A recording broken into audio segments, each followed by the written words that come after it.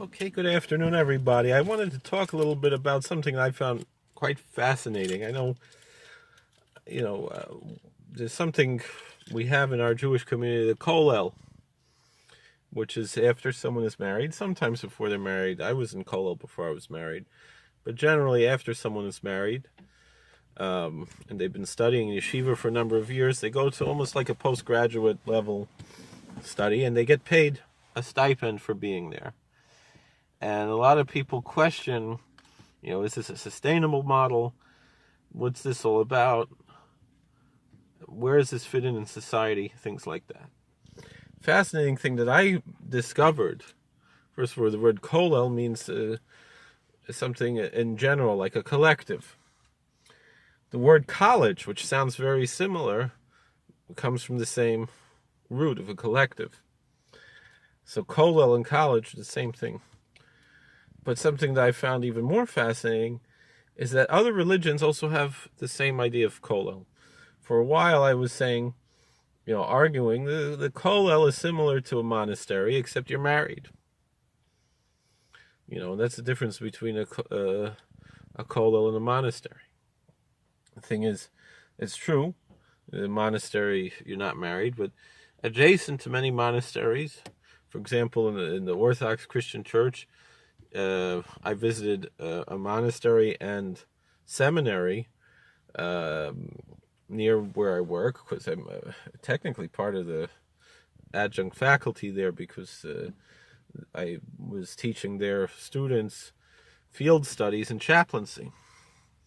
And I found out that, they live, these prospective priests, they live there with their wife and kids, and it's like kollel housing. Plus, they get a stipend just for being there. It's all free, and it's a whole community. They live there, very similar to what we have. It's exactly the same. The only difference, they're studying something different. And then what else I found out? One of my other chaplains, the imam, he's part of the community where it's the same thing. That for being part of the community and setting aside time to study and be engaged in studies, they also receive a stipend. I don't know how common this is in the Islamic world, but there is such a thing as well.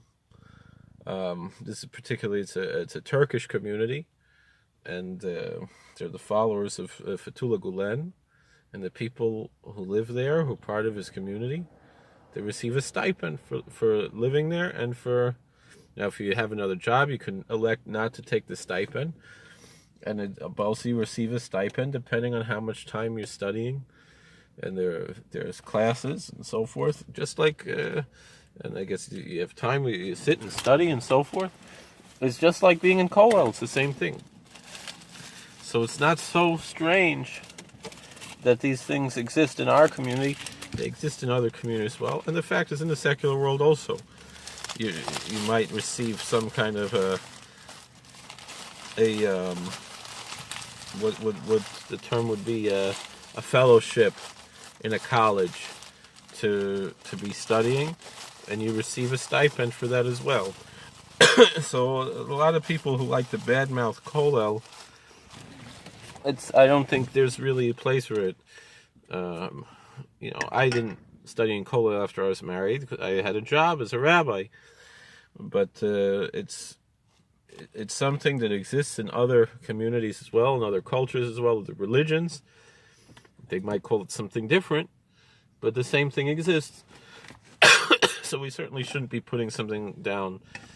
And certainly if people who want to support Torah, that's a very lofty thing.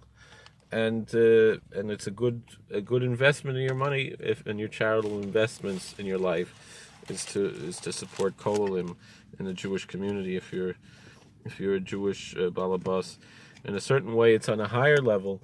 When you're supporting the kollel, the person who's doing the support is on a higher level. I heard this from, not to put down the kollelim, but to say those who support kollelim are doing a very special holy thing. I remember the Pittsburgher Rebbe Shlita came to our yeshiva. We took college courses also in our yeshiva, And he said like this, he said, Chassam Sofer asks, why in Parshas Vayechi does the bracha for Zvulun come before the bracha for Yisachar? In the end of the book of Genesis, when Jacob is giving his patriarchal blessing to his children, why does he bless Zebulun before he blesses Issachar? And the Jewish tradition says that Zebulun were the merchants, like it says, that they had the blessings of the seashore. They went out in ships. They were merchants. And the Issacharites were the scholars. And so the people of Zebulun financially supported the people of Issachar. Those two tribes had such a relationship. And so you would think the scholars of Issachar should be blessed before the merchants of Zebulun. And the answer is that if Ish Lefi Mahalaloi, a person is judged by his praise, what does he look forward to? The kollel man might, unless he's a big tzaddik, but the average person, and it's good for everyone to be in kollel for a little bit, a year maybe, when you first married, to start your marriage off on the right path, and then you go off to work. Nothing wrong with that. And certain yichidei segula, they could sit and learn for a long time, but also they should be working as rabbanim in the community. Personally, I believe they should be doing something for communal affairs as well. But you have to study. If you want to be a sofer, you want to be a sheikhet, you want to be a moil, you have to learn how, right? You can be a rosh hashiva, whatever you're going to be.